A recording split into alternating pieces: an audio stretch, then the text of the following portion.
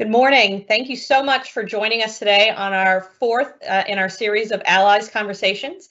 My name is Jennifer Gugliotti. I'm AVP and Head of Corporate Brand and Reputation for Colonial Life and Unum, and I'm thrilled to be joined today by Sarah Fawcett, CEO of the United Way of the Midlands.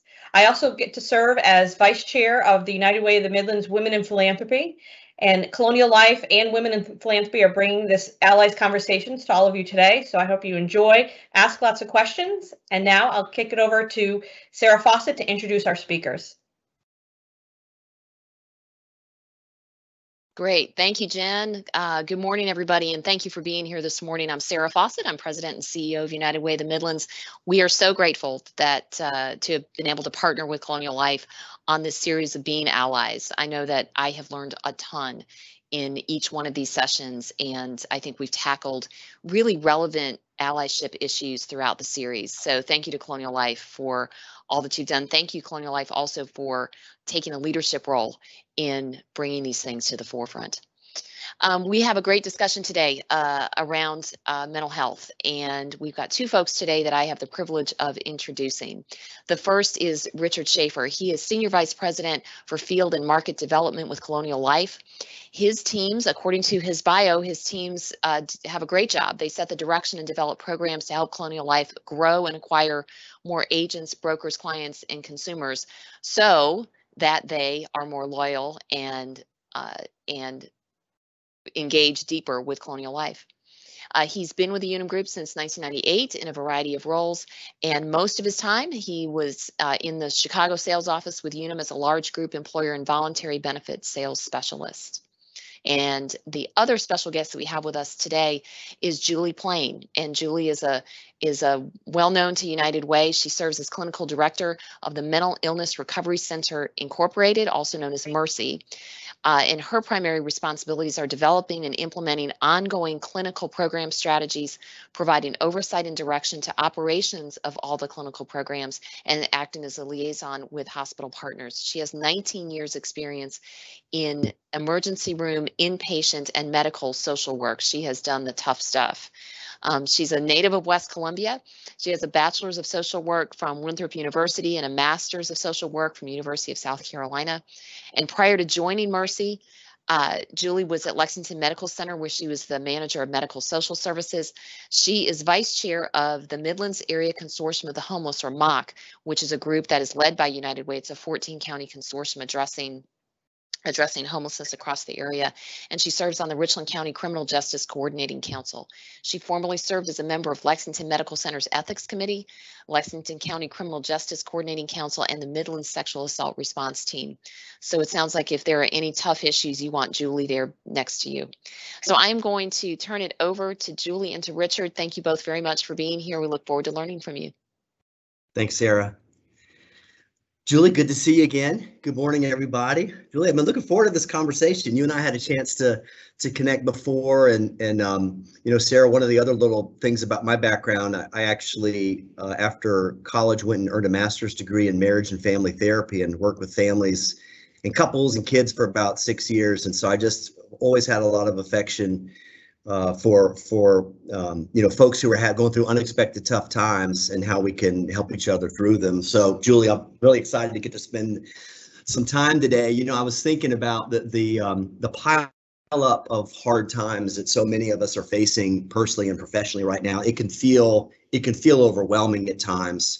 And what we were going to have a conversation today about with everyone is how might we help each other and ourselves navigate through a really, really complicated time, both personally and professionally. So I was going to start by asking you, how is this pile up of unexpected things affected your work and your world? Well, personally, it impacted my own world because a year and a half ago, I worked at Lexington Medical Center in the emergency room over the social work department there. And the pandemic, I think, led me personally to a life shift. So I knew I was passionate about the areas of mental health and homelessness, and I just use it as a springboard to get to a place where I think I am around some phenomenal allies for mental health, which is our topic today. But so personally for me, it helped me with a life shift. So, and professionally, I am able to see how it is impacting our community. I saw it initially in the emergency room department because you get people from all walks of life talking with you, sharing their stories. So I saw it there initially during the pandemic.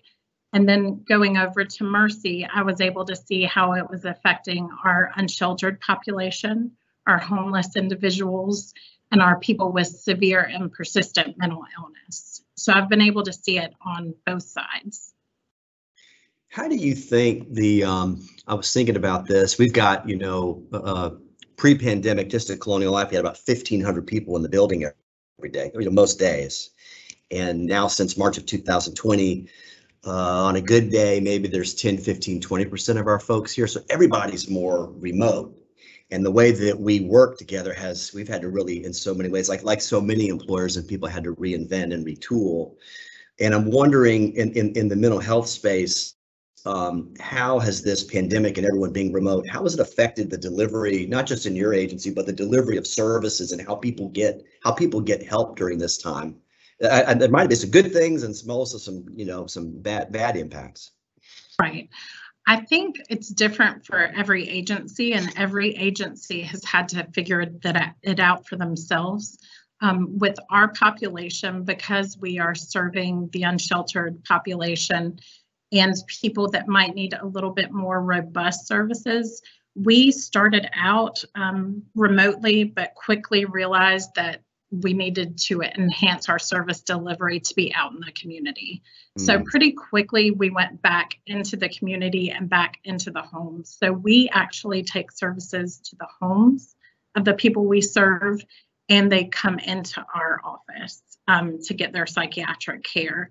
So I guess every agency is different. I know you said your employees have been working remotely, but it's important for us all to understand that everybody is having a little bit of a different experience throughout the pandemic. Yeah. I have never been remote throughout. So I can't speak to that experience, but I can try to understand what it's like for people that have been working remotely. One of the I'll call it maybe a good byproduct of a really terrible time, it seems to me, has been the rapid acceleration and acceptance of virtual ways of working, and it seems like that's occurring in the mental health space too. There's been a rise of apps that are bringing counseling services to people of all backgrounds and all different kinds of needs. Have you seen that? Are you familiar with some of those different programs? There's all kind of teledoc. I feel like before the pandemic, it was like, oh, I would never talk to a doctor over my Zoom. Or would never talk to a psychotherapist over. I got to be in person. And now it feels like, I think in our business too, I felt like it leapt us forward 5, 6, 7 years in people's comfort with working virtually. And that includes getting mental health services virtually. I don't know if you've seen some of that as yourself. Yes. I think that is definitely one of the silver linings of the pandemic, is it made us think outside the box. Right. Maybe like you said, we would have gotten there, but it made us fast forward a little bit. So I do think that is a popular way of service delivery now. There are many different apps that you can use to get services. So yeah, I think that has definitely changed the landscape for mental health services. It feels like it's really democratized the delivery of mental health services a little bit. And, something I wanted to get to and get your thoughts. There's, unfortunately, at least historically, there's been a stigma, right, around like, oh gosh, I have an anxiety issue or depression, or I need to address my relationship with alcohol, for instance. And the reality, as I saw a study, we mentioned it last time we met, I'm going to forget the source, but I remember the statistics. So just bear with me for a second. It's like, hey, pre-pandemic, about 10 or 11% of Americans identified as being anxious or depressed. And now it's nearly half of us, 44% or so. And so this is a problem that I must say all of us are facing. There's been this widespread surge in people feeling anxious and depressed. It's not just a few people, or it's not just, you and I talked about this, oh, the people who are really struggling with alcohol, if you're not under a bridge living, you don't really have a problem. That's just not really, never been true.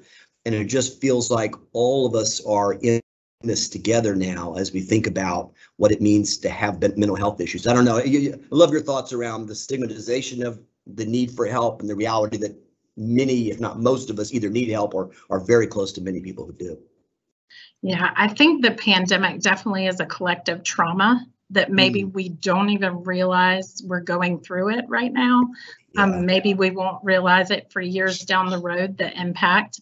But if you think about your workplace and you think about just the people in your social circles, the number of people that have been impacted by, let's say they couldn't visit their family member in the hospital, or they couldn't be there when their family member passed away or had a baby, or they missed high school graduation, or couldn't be there for an important milestone, couldn't get married. There are so many things we all have dealt with as a society, and I don't know if we know the impact. But what we can do is support each other. And one way I think we are is just opening the dialogue. I do feel like throughout the pandemic, one good thing that has happened is it has made people talk more about mental health and the importance of being there for each other. You have people, celebrities, athletes, speaking out, and I think that's been a very positive. But the bottom line is the stigma still exists. Yeah. If you think about, let's say you're calling in for work, do you feel more comfortable saying, I was having chest pain or I broke my foot, rather than say, I really need a mental health day, I'm feeling very depressed? Gotcha. I mean, I think there's still a little bit of stigma we need to work on, but it is getting better. I can see that. Yeah, I like what you're saying. Like, just to build on that a little bit, it's almost like it would be a little odd, maybe in such a pileup of tough times, tough things, not to feel a little anxious or depressed. I mean, I think there's something we can all do to kind of normalize that response. And I know I feel it in my body too, just over the last couple of years. You feel it physically, just that constant low level of stress, a little bit of anxiety, a little sleep disruption. Like, you just feel it. It's in the air, it's in your body. And I guess just normalizing that, talking about it, asking each other about it. There's a sentence or question I've been trying to use and encourage friends and colleagues to use with each other, which is, how are you holding up really?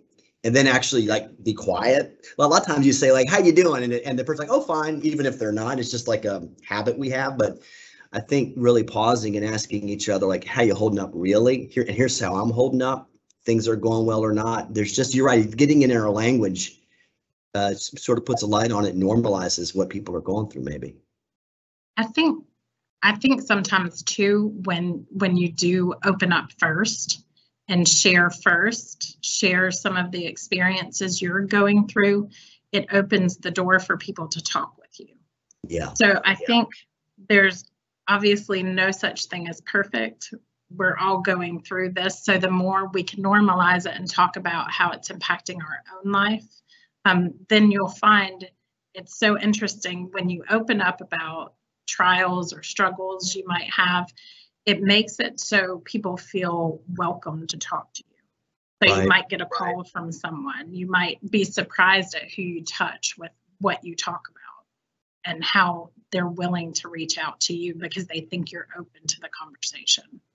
Is that, there's been an evolution in so many parts of our lives around kind of the right words to use, or the most, sort of the current words is mental health. Is that the right phrase in your mind? Like, how do you talk about that, and how is there a recommended way to talk about that? Is it behavioral health or mental health, or? I mean, I interchange the two, behavioral health and mental health, but I don't really put language on it so much as just try to have the conversation with like how you people and hold just yeah. Yes. Okay. Mm-hmm. Whatever seems appropriate to the situation. Yeah. Hey, One thing I was just going to say to the folks that are attending is to keep in mind that we welcome your questions. We'll do, Julie and I'll do the best we can to take as many of your questions as we can. You just got to throw them up in the Q&A, and then they'll pass them over to Julie and I, and we'll take as many of your questions as we can. So we look forward to hearing from you. I was gonna ask you.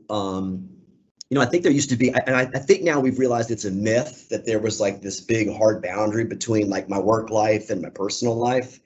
And I know for me, the first several months back in March 2020, we sent everybody, 1,500 people of Colonial Life workers. We got them home safe and secure as a first priority. And we ended up reopening the building for folks that wanted to come back in June. And just me personally, like I couldn't wait to get back in the building because I struggled, if I'm honest with you, Julie, with working and living in the same physical space. And what I experienced was like, well, I woke up at 5, so I guess I'll just do a few emails and then I'll get something to eat and then I'll do a few more emails. And like my day, just the work part of my life just took over my entire life, if I'm honest. And so when we reopened the building for folks who wanted to come back, I was like banging down the door because my stress level was way up. I really had no time to just live versus I was working, kind of around the clock. It was kind of it got to be a little bit of a frantic time. And I don't know, what are your thoughts around that? Like many people don't have that option of they're having to work remote, period. And what do you think is the impact of working remote on mental health, and how can we together navigate that and make it work for folks that do? Well, I think we as a society have always had trouble with the boundaries between work and home life, work and personal life. So this just compounded it, because if you have access to everything at home, why wouldn't you be working, when you have downtime? So I do think that has impacted people's mental health, and just trying to navigate, probably more so in the beginning, how you separate the two, and especially for those people that have had children at home. Oh gosh, yeah, it's hard. In school, but doing their schoolwork remotely while you're trying to work remotely. So I think it was really important for people to establish a schedule and, try to stick to that schedule as much as they could, have a space to do their work that felt like a workspace. Also, just being able to take breaks, to get out and to be able to talk to people on the different avenues of technology, I think was important. But I do think it was a big learning curve in the beginning. Yeah, you have to be so much more intentional, is what I found, or it just sort of happens to you and you're on your heels, and then you realize, oh gosh, it's taken over my whole life. I'm not doing any self-care.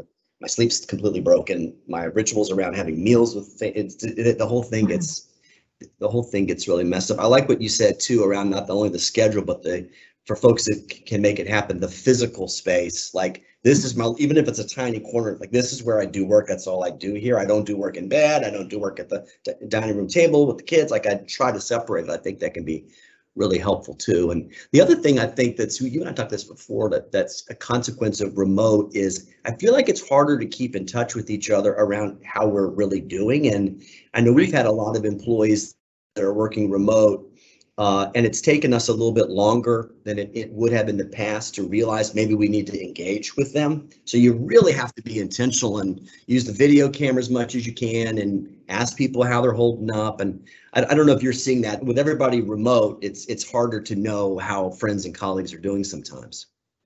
Yeah, and I think what you said is accurate. You have to be very intentional, and you have to reevaluate every so often what's working. And then as we get more used to the new way of life, seeing if there are other ways to go about checking in on people, or if you can loosen up some of the restrictions that there were before. I think that's very important, just being able to reevaluate and shift how you handle. Gotcha. Hey, I got a question that's come in. I'll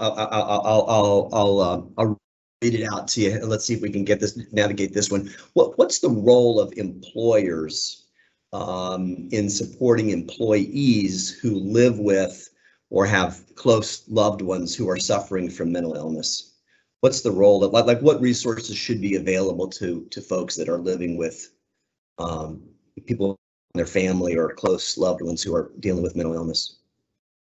Well, I think as a management team and as employers, it's important for them to educate themselves about mental health in general, the different diagnoses if possible, because there is a difference with, say, depression, anxiety, and bipolar disorder, and how maybe the pandemic, makes people have more intense situations going on. So just understanding the spectrum that they're dealing with and educating themselves on that. And then also offering opportunities for them to seek services, whether that's through an employee assistance program or just referrals that they might have available, that HR might have available to them. But being open to the dialogue, I think, is the most important thing for employers to remember, that if somebody does come to you to speak with you about it, for the reaction to be one that is open and supportive, empathetic to the situation going on, because the last thing you want is for someone to feel like it's punitive. They've come and shared what they're going through, and for it not to be received well can be detrimental to that person's mental health. Yeah, I like what you're saying. I know that one of the things we've done, and many employers are, I think it feels like really leaning into providing mental health services to their workers and their families. I think we've increased the EAP services. So now it's like, hey, you can have 6 sessions for every situation. You may deal with more than one situation in a year. And I think talking about that with workers so that it's available and it kind of normalizes that, hey, it's okay to use these services and they're available and we're talking about them freely, like we might talk about any other thing at work, and then making time. I feel as an employer, it's important for our folks in our unit to take time to, if they need it, to go to these services, even if it's during the workday. So every employer is different, but I think making those services available, like you said, and then talking about them and making space for people to get the care that they need. Ultimately, it's hard to be productive at work, quite frankly, if you're worried about your people that you love or yourself. So you got to kind of, it's like that thing on the airplane where it's like, put your oxygen mask on first. You got to be sure you've taken care of those sort of essential needs of yourself and the people you love before you can really fully engage in any kind of work, frankly. And I think too, employers recognizing when people are struggling without them having to express it to them. So maybe being able to identify that someone's having a difficult time. And I know our executive director is really good about this, recognizing when somebody needs a little bit of time. And I know not every employer can give that time off, but just encouraging people, if they recognize they're struggling, to have some time for themselves, to take that time off. Totally agree. Hey, another question that's come in is, Julie, do you think that the mental health spike will come down over time or continue to stay up? The person said post-COVID. I kind of feel like we're going to move into more of an endemic COVID status than just a pandemic that'll just go away permanently. But what's your take? Do you expect this spike in anxiety and depression to come down over time, to stay high, or it's hard to know, but what are your thoughts?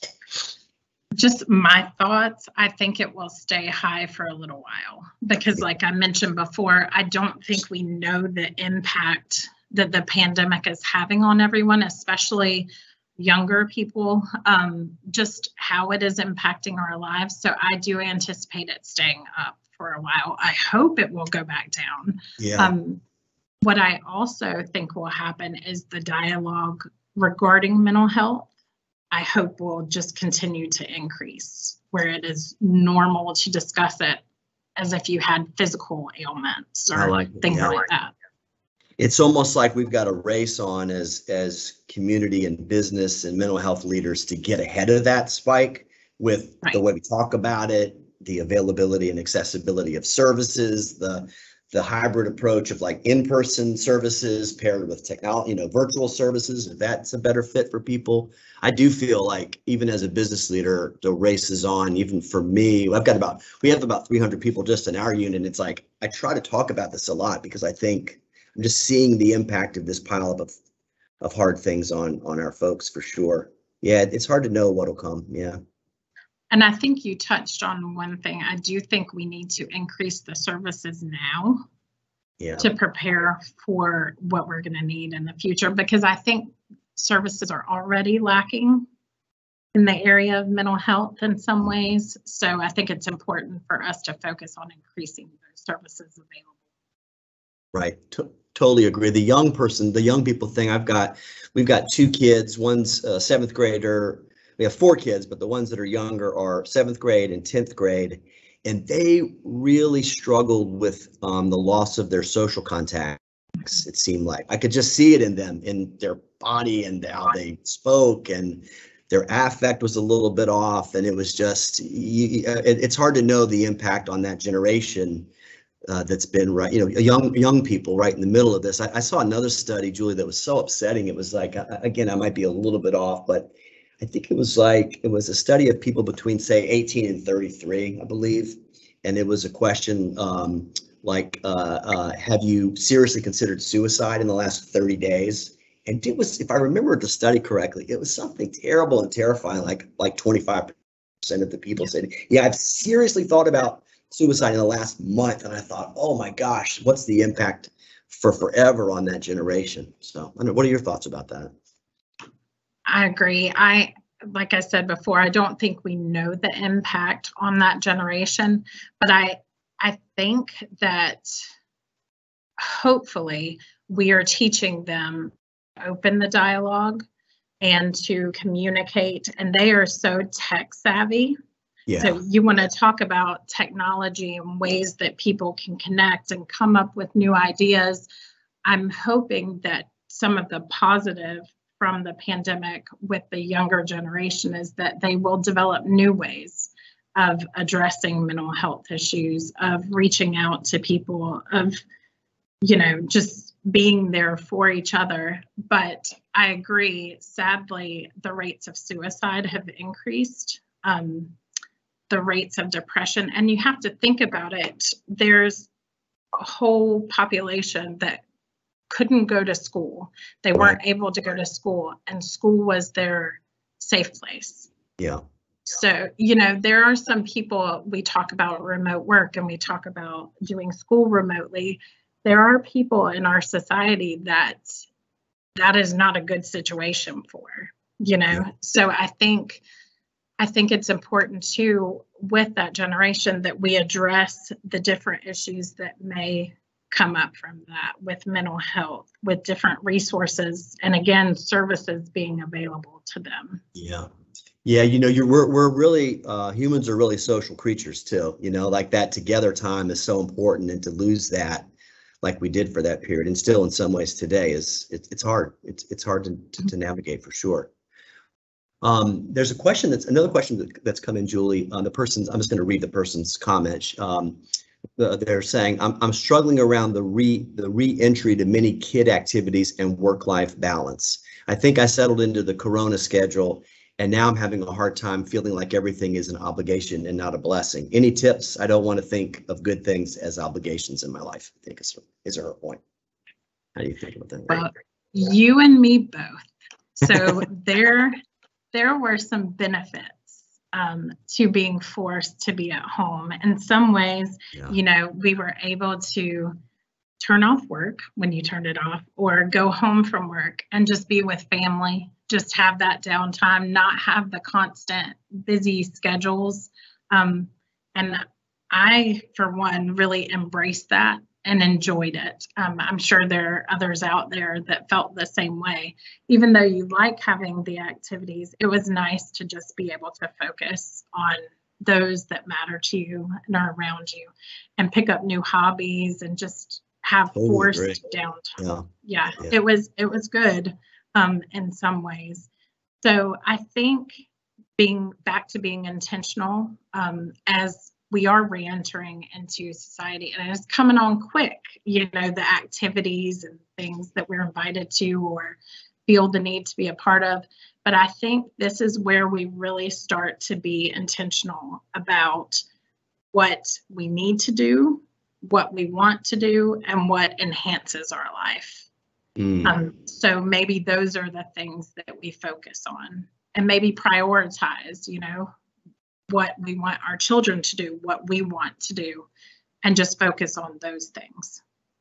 You got me thinking about this. I love this. I love this conversation. It's another one of those where there are probably some good byproducts, other good byproducts of this terrible time. And one of them is, hey, like I've got some friends where 3 generations of their family kind of moved in together to take care of each other. You know, the mom, the dad are working, the grandparents are there, they got the kids, getting them through. And not that it wasn't stressful, you know, the pandemic and the pileup of all the societal troubles we're having, but it did cause people to kind of have to be together and probably create new rituals around family meals and other kind of rituals that they hadn't paid attention to. And the pandemic, again, terrible way to have to get there, but it did create some new ways of loving each other and being together. And it's probably a good chance for all of us to reflect on, are there anything I started to do because of the pandemic that have actually made my life better? Right. And maybe it's some of that time together. I know for us, just in this is like a work example, but when when we sent folks home March of 2020, we started doing a weekly virtual, we call it now the Friday show. It's 30 minutes. It's almost every Friday. We invite, you know, all of our folks to it. And it's a little bit of business. It's a little bit of silly. And what book do you read? And people can ask us any questions, and we get crazy questions. But that's something I've decided, even on the other side of this, like I wouldn't want to stop doing it. You know, we started doing it because, oh my gosh, I can't see people. We're not with people. But now I realize it's such an easy way of engaging virtually with everybody all at once. And there are probably things in all of our families too that we should go like, let's not stop doing that when things reopen again, you know? Yes. And the pandemic and working remotely, it has made people seem more real, because you know, you'll be on a Zoom call or a Teams call and somebody's child will walk in the background. I love that. You know? Yeah. Yeah, I have enjoyed that part of it. Just seeing who people are. I like that too. And I feel like people are more accepting and forgiving of our family and relationship commitments now. I feel like a little bit, if I'm honest, I would see people at the beginning, there'd be a crying baby or a dog would come in and you could tell some people on the call were like, I can't believe this is happening. This is so unprofessional. But I don't see that anymore. I think people now were like, well, of course the dog came in and the kid's crying. Like, they're working from home. It's fine. It's great. People feel more gentle with each other in some ways through this time. And I guess that's one of the biggest ways it shows how we're growing and how we're shifting and how we think. So we talked about stigma before. I think that goes a long way in breaking down some of the stigma, because it just makes people more real. We're more understanding of each other. Totally agree. Hey, there's a question that came in, the person saying, hey, this is an amazing conversation. Thank you for bringing this to the workplace. So first of all, thank you for saying that and appreciate you being here. The question is, what can we do for our friends, family, and colleagues when we start to spot the signs that they may be struggling? I think figuring out the best way for that person to open the dialogue. Everybody's different. How I talk to my 17-year-old son is not going to be the same way I would talk to my dad or even my 12-year-old son. So just knowing who that person is and taking that into consideration. But I would just start the conversation very delicately. Maybe just ask. You could ask, how are you doing, in a way that's not just going to get you the standard fine. Yeah. So maybe just say, tell me about how you're feeling about, you know, what's going on, whether it is how you're feeling about not having graduation, or how you're feeling about school, and how it's going, remote work, those types of things. So just opening up the dialogue with them, but you have to take that individual into consideration, how they want. Yeah. And I also hear you saying, like, being genuinely curious. Like, we've all met people that they're asking you a question, but they're really just telling you their opinion. It's not really a question. And it's like, what I hear you saying is like a genuinely curious question around, like, what's your experience like right now? Like, what's happening? And I think what I'm trying to do too is, like, when I see friends or family or colleagues that are struggling, is also maybe share a little bit around what's been tough for me at the current time. Like, I know I'm struggling with a few things right now. Here's a couple of them. I mean, I'm wondering if you're having any similar struggles, because I know I am, and I'm worried about you, or I'm curious about you. So yeah, I think that's awesome. I do think something you said a minute ago, Julie, made me think to add that it does feel like a really I'll use the word healthy time for people. It feels like people are reevaluating what their priorities, their values, their loves are. I mean, you're seeing people move to different parts of the country for a different kind of lifestyle. You're seeing people reevaluate how their relationship to work and how much they work and where they work from. And I think that's another, again, terrible way to get here, but feels like that's another good byproduct. Like, be intentional around what's important to you. And it's a chance, sometimes forces to do that, I think.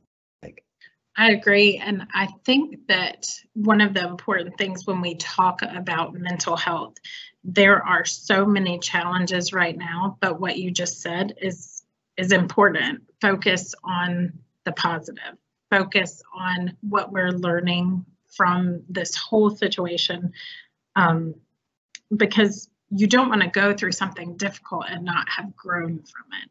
So I think it's very important for us to reevaluate our lives if we need to, or focus on what matters and those that matter to us, and be intentional about it. Yeah, I love it. I got a question coming in. This is from a person who says they're raising 2 teenagers, and sometimes I wonder if their anxiety is typical to adolescence, or if it's in response to the stress in the entire culture. Are there any recommended resources for teen development, or books that you might recommend for dealing with mental health and growing, and that part of the developmental journey?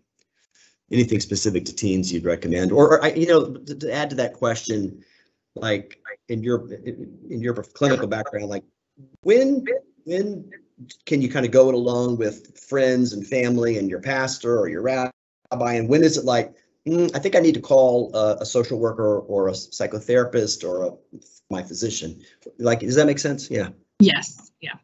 I think anytime you're stumped is when you need to call in for some help.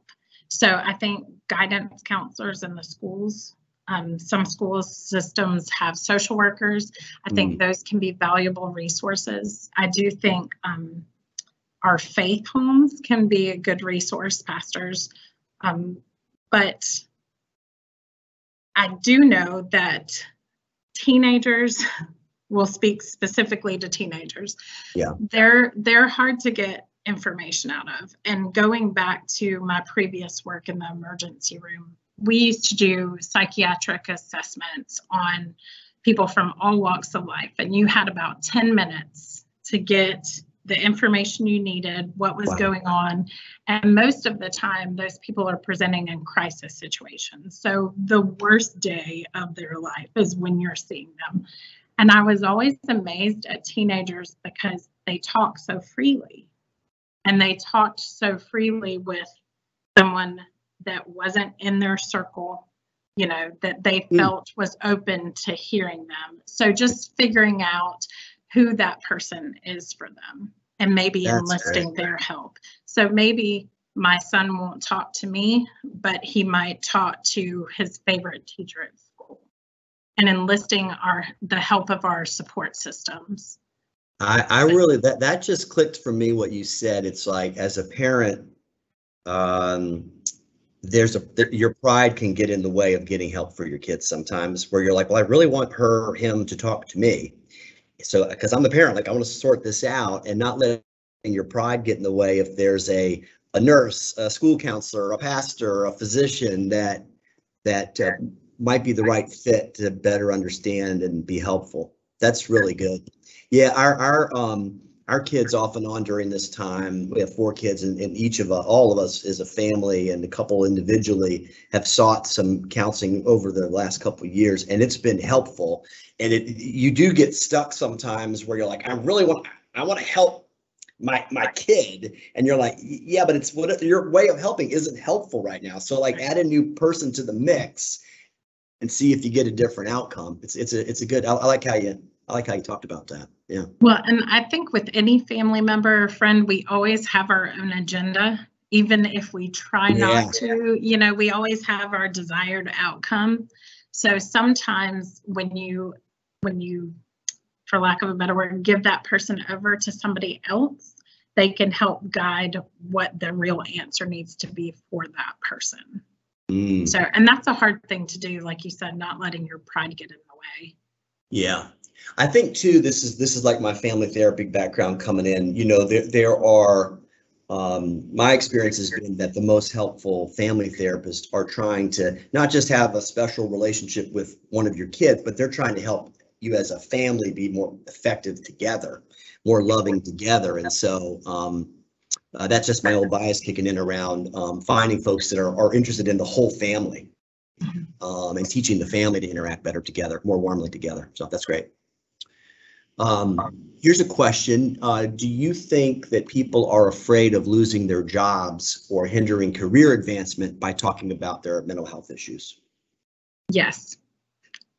That is my answer to that question. I people do are think afraid that, of it. Yeah. Yes, I agree. Yeah. I do think that people are afraid, and sometimes it's our own, back to that word stigma, we created in ourselves when we need help. So I do think people are afraid, and that's why it's so important for employers or coworkers to just normalize that conversation. Because there's a reason you might feel like you can't go to someone and talk with them. And so it is our role as employers and coworkers to make the situation more accepting for people talking to us about that. And I think for those of us who are, those folks that are business leaders, it's like you got to be adamant about protecting people who ask for help when they need it. Like that. That's like a non-negotiable thing. But I'm sure people are. It's sad that that's the case, but I know you're right. That people worry about that, and it's unfortunate. So. Yeah, I think we have to be advocates for people that don't have their voice. Yeah. At that time, because sometimes when you're dealing with mental health issues, you just don't have your voice. You can't express it. So I do think it's up to all of us and leaders in our communities, to speak out for people when their voices aren't able to be, heard. Got it. Julie, there's another question that's I'm just going to read it. It's a great one. There are mental health issues that can affect women differently than men, and in some cases only affect women. The person lists a couple things: premenstrual dysphoric disorder, perinatal depression, etc. How have you seen research expand to consider the biological factors that impact mental health? I do think, just like we are opening the dialogue about mental health, I feel like, and maybe it's my own age, I'm not sure, but I do feel like the dialogue has opened more about how hormones, things play into mental health issues. I am not as familiar with the research. I will be very honest about that in that respect, but I do feel like on a personal level, I have heard more about people talking about the hormonal impact on women with mental health issues. Yeah, I think this idea that that there are mental issues and then there's physical issues and they're completely separate. That's old. That's a old, outdated thinking, right? Our environment affects our biology affects our thinking. Like all this stuff all comes together, and I would think sometimes a good place to start to get a good assessment for all the different factors that are impacting mental health would be just your internist or your general practitioner, your physician's assistant that knows you. And that can be, I think, Julie, a good place for many of us to start to understand all the factors that are impacting how we feel and how we behave and how we act. Yeah, it all ties in together. And, you hear about people that think they have a stomach issue and they go and get all kinds of tests. And then it turns out, no, it was stress. It was the impact, and it does all tie in together. Yeah, that's a really good point. Yeah, things like headaches and gut issues, those are often tightly bound with stress and what's going on in our life. Yeah, there's no doubt about it. Here's a question. This is a good one. How do you support a loved one that doesn't want help? I wonder if you see some of that in your Yes. organization with folks that are, how do you do that?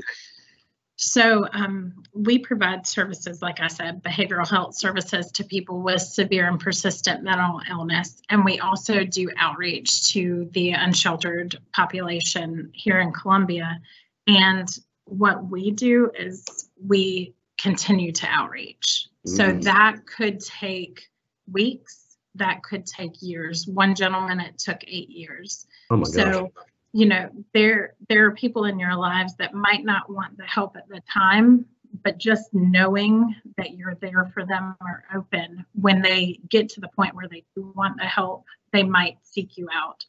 I do think it's important to mention there are situations where you need to get immediate help for people, because there might be a bigger problem at hand. So definitely, if you think somebody is a danger to themselves or others, if they're making statements or their behavior is different, you definitely need to get them evaluated, quickly.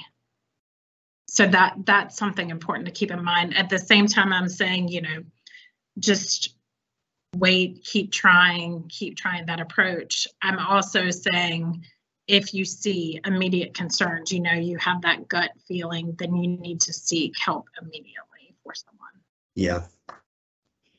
Yeah, it's kind of like if you see something, say something, that kind of a mindset, right? But you're saying there are certain things, if somebody's talking about, God forbid, killing themselves or hurting someone else. I mean, there can be times where you need to literally call 911 when someone's in that state of acute crisis, right? And that's okay to do. You need to do that. Yes.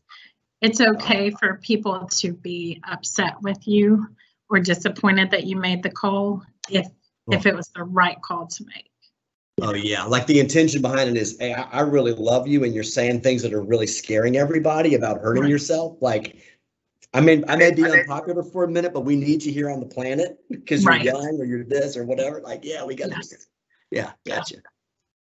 And there's a book, there's a question around books that we recommend for dealing with mental health. And if any come to mind, Julie, feel free to share them. Otherwise, you and I we could probably put a list together and send it out to the attendees. Anything come to mind right off the bat that you like, or you want to, maybe we consider it as a follow-up, whatever you prefer. We can do it as a follow-up. I have several, and I also what I would like to do is involve our clinical team and come together. We have treatment team every morning. So what I would like is to put together a list of books, if possible, from them, and then share it with the group, because different people have different areas of expertise that I think might be helpful to the group. Yeah, I love it. Okay, so that's the follow-up that Julie and I will take. We'll get a list of books and maybe a community resources, maybe some of these new kind of virtual mental health apps that are widely available and super affordable and can be very effective. And we'll send that as a follow-up to everybody who registered and came today. That's great. We got a few more minutes. So if you've got a final question, throw it up in the chat, and we'll do our best to address it. I think something you and I talked about before. You the folks that your team's working with are folks that are so dealing with severe and persistent mental illness. Many of them, I'm imagining, are they're homeless. They're living and sleeping outside. They have addiction issues. I mean, just a pile up of really hard things. And I think one of the things that I've noticed with in myself and others during this time is like it's also important to keep paying attention to your relationship with things like alcohol, because it's easy to be the person that's like, oh, I don't have an alcohol issue, but the person that under the bridge, that's the person that's got the issue. Yeah. Just because I drink 2 bottles of wine a day, that's not the same thing. And of course, it's relative, and there's a continuum of trouble and stuff. But I think it's easy, I've noticed during this time where we're so uncomfortable and so stressed, to slip to adjust a relationship with things like too much exercise, drinking more than you ever have before, not sleeping enough. Like, it's easy to let those things slip. And I don't know what you think about that. I think sometimes people think, oh, if I'm not living under a bridge, I don't really have a drug problem. Right. But that's not really accurate. I don't think. I think it's important to pay attention to all those things. And, we talked about working remotely. That opened up the door to being at home and just having more access. So I think it's important to be mindful of how you cope. If you notice yourself or others drinking more than you did before, eating more than you did before, right, all the different things. I know in our agency, we have substance abuse prevention groups, and we realized the correlation between the pandemic and an increase in substance use. Absolutely. So trying to target those. So just going back to employers, just recognizing education regarding that for employees. Yeah, I think this is a good example of the evolution of how we've understood and interpreted things. I think there was a period of time in the country where it was like, well, people that drink too much, they're morally lazy or weak. Mm-hmm. And it's like, no, guys, these are addictive substances. And the way it works is the more you drink, the more you drink. It's how they work. That's how. And being aware of that and really understanding your relationship to things like, and it's not just alcohol, you nailed it, like food, exercise, alcohol, any other things you might use to soothe yourself that you don't really want to be long-term ways of calming and soothing yourself. It's important to pay attention to, I think. That's great. There's a question around, we'll add this to the book list, folks. What resources are available, for folks who want counseling but cannot afford it. So we'll be sure that's included in our community. I mean, the list of resources and books. And I did provide, I provided 4 different websites to go out. So I do think you'll be getting a link. And each of those websites, there are different resource links to them. So for folks in our area, Julie, are there, I guess the punchline is, are there resources that are available to people who don't have the means to pay directly, or the means to pay as much as, say, someone else who had more, cash could? Are there services available to folks?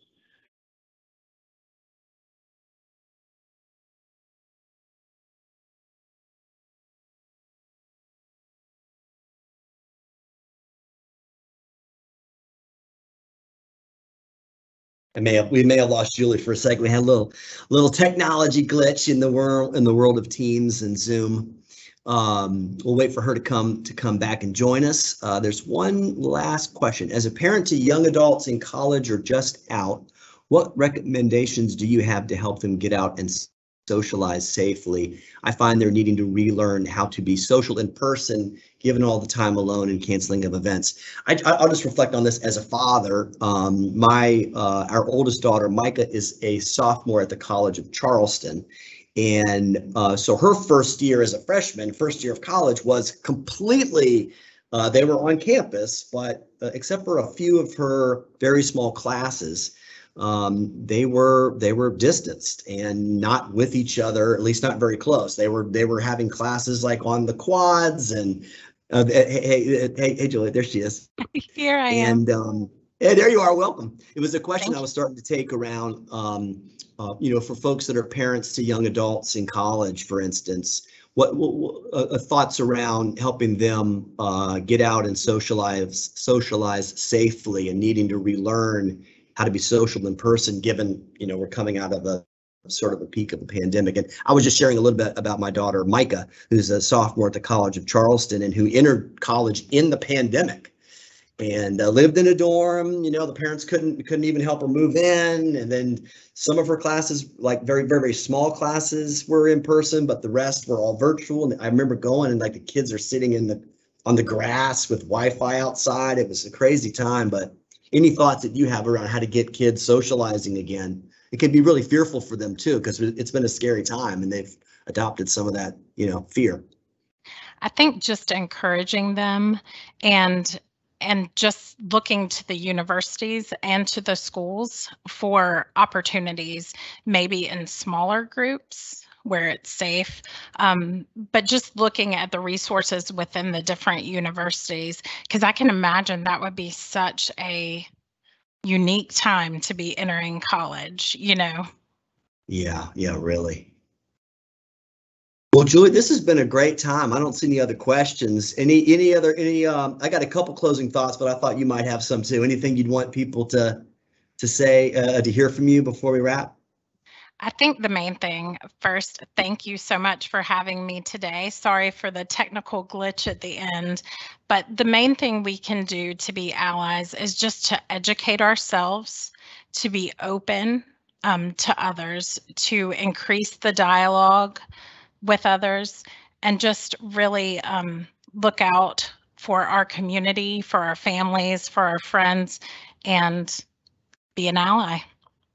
I love it.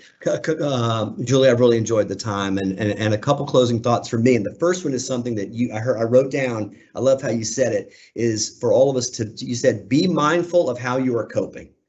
Be mindful of how you are coping. Sometimes in great ways, sometimes in ways that may not be so healthy. We also talked a lot around, hey, if you see something, say something in yourself and in each other. The need for all of us now to be curious, to feel responsible for asking each other, how are you doing? How are you doing really? And sharing your own struggles as a way to create a safe place for people, whether it's at work, whether it's in your neighborhood, in your churches and synagogues. Like, we've got to be intentional around checking in with each other. And the other thing we talked about several times throughout was that, again, terrible time, but there's some good byproducts that have come. People have begun, all of us have begun to reevaluate how we prioritize work and time with ourselves and time with friends and family. And it's always good to kind of get above the dance floor and reflect around what matters most to you. And ultimately, what we would close with is, it's important for all of us to be allies and look after each other. And we're all in a kind of a community, and this terrible time is hitting us all in different ways, but it is impacting all of us. And one of the things that all of us humans share is suffering. It's some degree of it is true for all of us just by being alive. So with that, I'll close. Thank you for spending an hour with us today. Julie, always nice to see you. And everybody take care of yourself and love and take care of each other. And we hope to see you again soon. Thank you for being with us. Thank you so much.